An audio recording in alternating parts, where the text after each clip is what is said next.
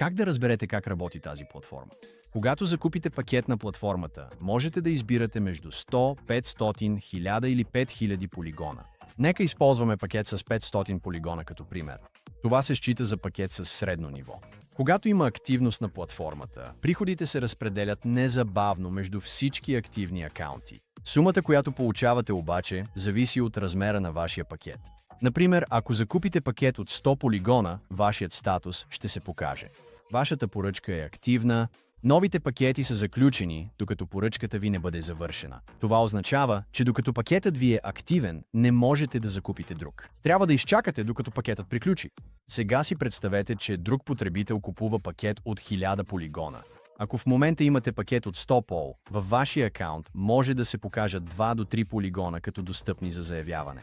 Въпреки това, ако преди това сте закупили пакет от 1000 полигона, вместо 2 до 3 полигона, може да получите 20 до 30 полигона от същата платформа активност.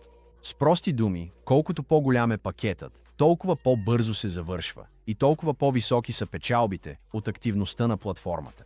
Заявяване на вашите печалби. Можете да заявите печалбите си по всяко време, но има фиксирана такса за тегляне от 0,5 полигона за всяко заявяване.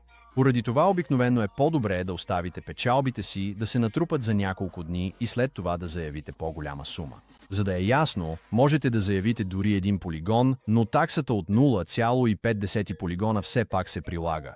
Така че ще получите само 0,5 полигона. Относно множество акаунти в MetaMask. В това видео може да забележите, че имам няколко акаунта в MetaMask. Това е нормално и е позволено. Самия MetaMask позволява на потребителите да създават множество акаунти в един портфейл и няма ограничение за броя на акаунтите, които можете да генерирате.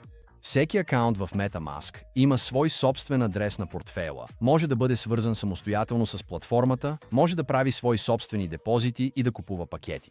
Това означава, че един потребител може да създаде няколко акаунта в MetaMask, да свърже всеки един отделно с платформата и да купува пакети чрез тях по-отделно.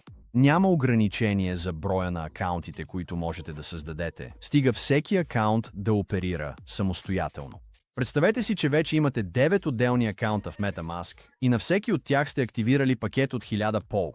Това означава, че имате 9 независими активни акаунта с обща активна позиция от 9000 пол. Сега създавате 10-ти акаунт в MetaMask и активирате още един пакет от 1000 пол.